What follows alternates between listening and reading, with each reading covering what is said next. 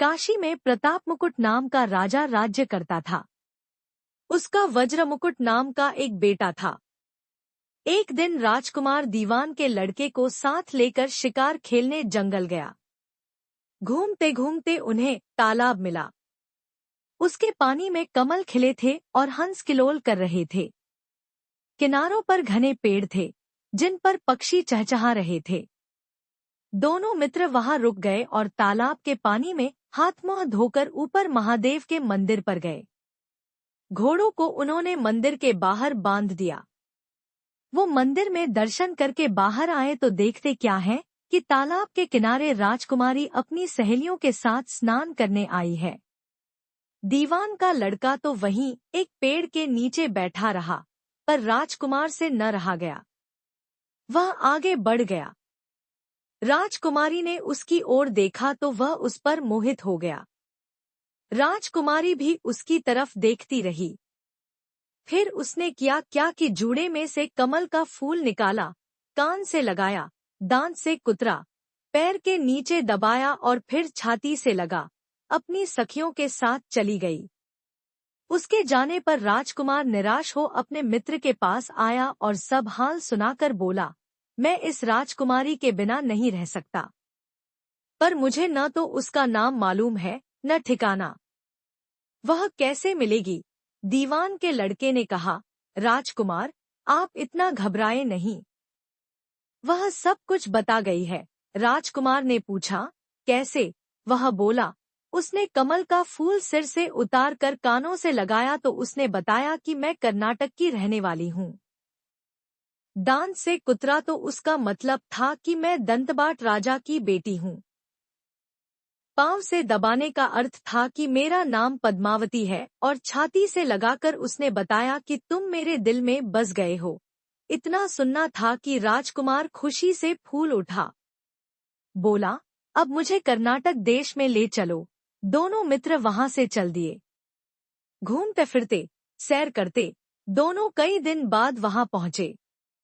राजा के महल के पास गए तो एक बुढ़िया अपने द्वार पर बैठी चरखा काटती मिली। उसके पास जाकर दोनों घोड़ों से उतर पड़े और बोले, माई, हम सौदागर हैं।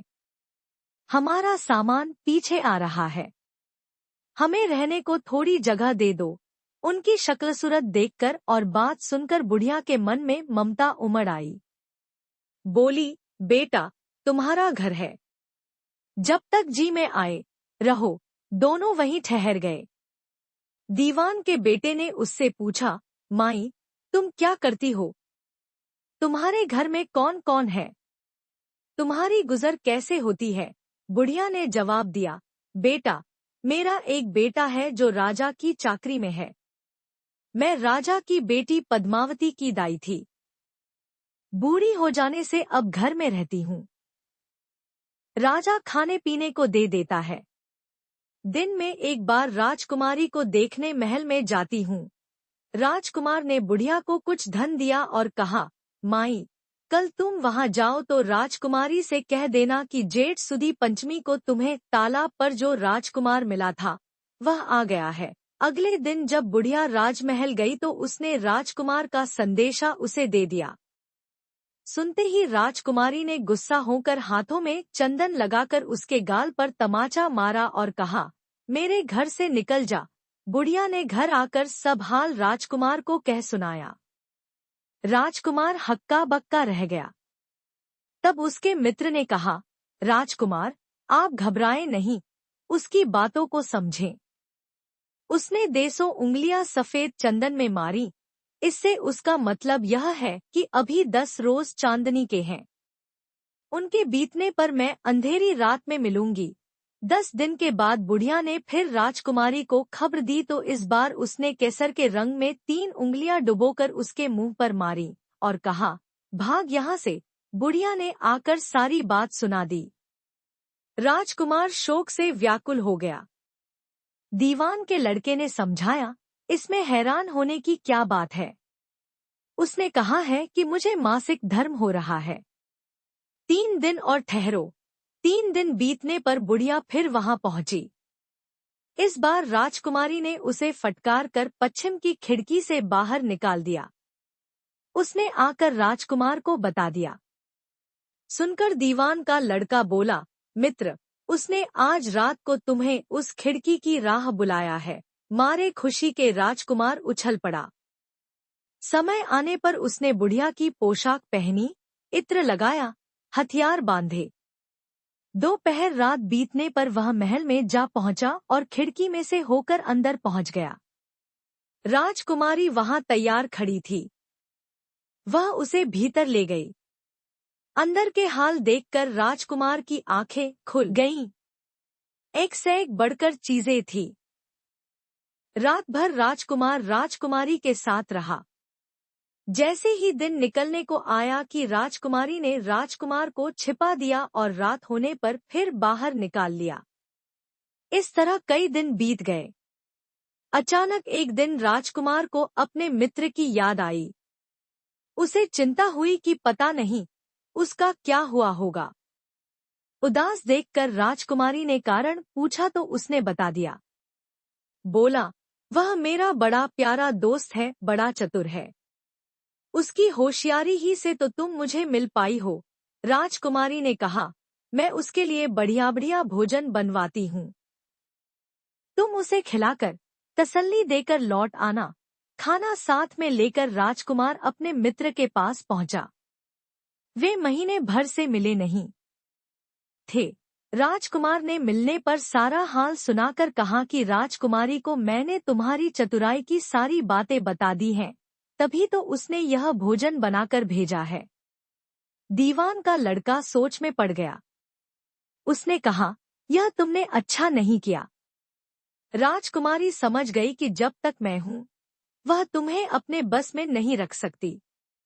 इसलिए उसने इस खाने में जहर मिलाकर भेजा है। यह कहकर दीवान के लड़के ने थाली में से एक लड्डू उठाकर कुत्ते के आगे डाल दिया। खाते ही कुत्ता मर गया। राजकुमार को बड़ा बुरा लगा। उसने कहा, ऐसी स्त्री से भगवान बचाए। मैं अब उसके पास नहीं जाऊंगा। दीवान का बेटा बोला, नहीं, अब ऐसा उपाय करना चाहिए जिससे हम उसे घर ले चलें। आज रात को तुम वहां जाओ। जब राजकुमारी सो जाए तो उसकी बाईं जांघ पर त्रिशूल का निशान बनाकर उसके गहने लेकर चले आना। राजकुमार ने ऐसा ही किया। उसके आने पर दीवान का बेटा उसे साथ ले योगी का भेष बना, मरघट में जा बैठा और राजकुमार से कहा कि तुम ये गहने लेकर बाजार में बेच आओ। कोई पकड़े तो कह देना कि मेरे गुरु के पास चलो और उसे यहाँ ले आना। राजकुमार गहने लेकर शहर गया और महल के पास एक सुनार को उन्हें दिखाया। देखते ही सुनार ने उन्हें पहचान लिया और कोतवाल के पास ले गया। कोतवाल ने पूछा तो उसने कह दिया कि ये मेरे गुरु ने मुझे दिए हैं। गुरु को भी पकड़वा लिया गया। सब राजा के सामने पहुंचे। राजा ने पूछा, योगी महाराज, ये गहने आपको कहाँ से मिले? योगी बने दीवान के बेटे ने कहा, महाराज, मैं मसान में काली चौदस को डाकिनी मंत्र सिद्ध कर रहा था कि डाकिनी आई। मैंने उसके गहने उतार लिए और उसकी बाईं जांघ में त्रिशूल का निशान बना दिया। इतना सुनकर राजा महल में गया और उसने रानी से कहा कि पद्मावती की बाईं जांघ पर देखो कि त्रिशूल का निशान तो नहीं है। रानी देखा तो था। राजा को बड़ा दुख हुआ। बाहर आकर वह योगी को एक और ले जाकर बोला, महाराज, धर्मशास्त्र में खोटी स्त्रियों के लिए क्या दंड है? योगी ने जवाब दिया, राजन, ब्राह्मण, गौ, स्त्री, लड़का और अपने आश्रय में रहने वाले से कोई खोटा काम हो जाए तो उसे देश निकाला दे देना चाहिए। यह सुनकर राजा ने पद्मावती को डोली में बिठाकर जंगल में छुड़वा दिया। राजकुमार और दीवान का बेटा तो ताक में बैठे ही थे। राजकुमारी को अकेली पाकर साथ ले अपने नगर में लौट आए और आनंद से रहने लगे। इतनी बात सुनाकर बेताल बोला, राजन, यह बताओ कि पाप किसको लगा है? राजा ने कहा, पाप तो राजा को लगा। दीवान के बेटे ने अपने स्वामी का काम किया। कोतवाल ने राजा का कहना माना और राजकुमार ने अपना मनोरथ सिद्ध किया। राजा ने पाप किया जो बिना विचारे उसे देश निकाला दे दिया। राजा का इतना कहना था कि बेताल फिर उसी पेड़ पर जा लटका। राजा वापस गया और बेताल को लेकर चल दिया। बेताल बोला, राजन, सुनो, एक कहानी और सुनाता हूँ।